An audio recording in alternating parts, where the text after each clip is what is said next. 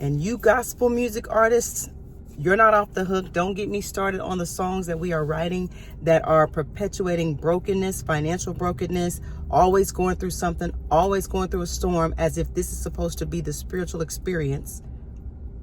Y'all are not off the hook. Singing these songs, and they go to number one, always about some struggle. And somebody sent a song, and one of the lyrics was, "The devil had his hands on my money," or "Satan had his hands on my money." That's embarrassing. You have the King of all kings living inside of you. Jesus be a fence around me, angels given charge over me, all the things. How did you let that happen? How did Satan get his hands on your money? What were you doing? What were you not doing for him to get his hands on your money? And you're singing it out of victim mode. He had his hands on my money and God had to come in.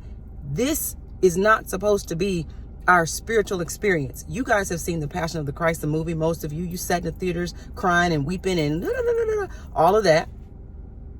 And he went through all of that, skin ripping out of his body. This is what you say you believe, and shards of glass ripping up the skin and all the beatings and the spittings. He went through all of that so that you could struggle and help you pay a light bill.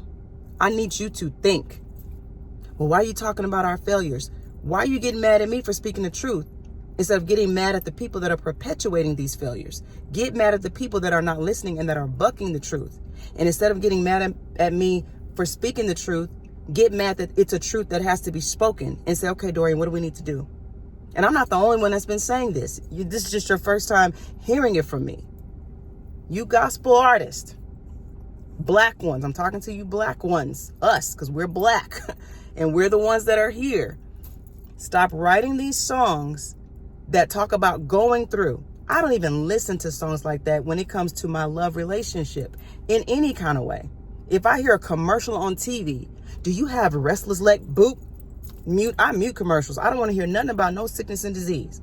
And you've heard it before where people will say, they're looking at this commercial, do you have itchy feet? And then you start looking, I have been having some itchy feet. If it's a commercial that talks about sickness and disease, I cut it off.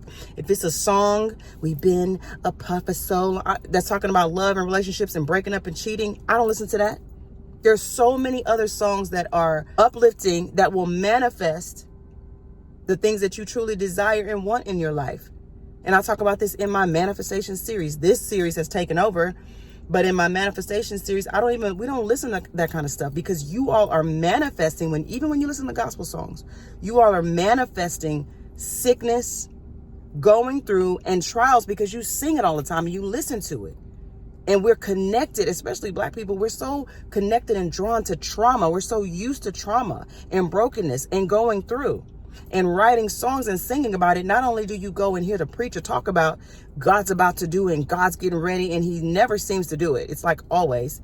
And pastors, you don't really want them to hold on to God's unchanging hand and hold on to your faith and hold on to God. You want them to hold on to the idea that coming here is going to get your breakthrough. Just keep coming. Just keep coming. Just keep sowing. Keep giving. Keep sowing. Your breakthrough is going to come. That's what you want them to hold on to, that the place where you pastor is where the answers are. So don't even get me started on the songs. We could go song for song, and I could tell you right now, that's where your issue is. You keep listening to these songs about God's about to, God's getting ready. Do it for me. That one, I've talked about that in the videos before. I love Zacardi. We've sung together, all the things. But I get it, where it's trying to come from, but Christians in the church are already lazy as it is. And so to sing a song, do it for me, I'm done with that one. And the sad part about that song, when they play it on TikTok, the person is already deceased. The person is already gone. And it doesn't see, that's what I'm saying. We do stuff that does not make sense. And we just do it because it just feels so emotionally, good to do. God's gonna help us and save us. We're still victims, right? And so usually you would play and sing that song when the person is still alive. I know I'm touching on some sacred stuff, but it is what it is. And you're like, God, do it for me, do it for me. But then they pass away. And then that's the song you play when you go down the hallway with them. God, do it for, if you don't do it, it won't get done. So he didn't do it. It didn't get done. And then we still play the song. Like, this is where we are. I'm a songwriter. And as a worship leader, I never wrote about the struggle. I would always write songs about his attributes.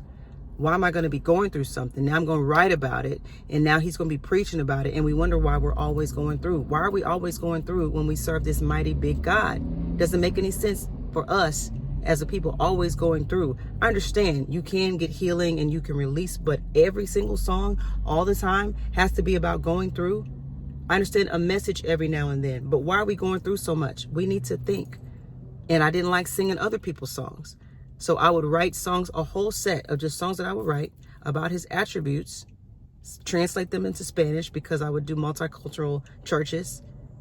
And I sung about greatness, and I sung about power and all the good things about the God that we said that we believed in. But what happens is we start writing about the human experience, and then we want him to come in and rescue us instead of just writing and singing and speaking about the greatness. And because once you focus on that, this is a manifestation thing. If you're always focused on greatness, you're going to attract yourself to that and attract that to you. But if you're always focusing on the struggle and how tired you are, and soon he's going to be coming, any day my breakthrough is on the way, it's on the way. Everything is always on the way. Think. I need you to think.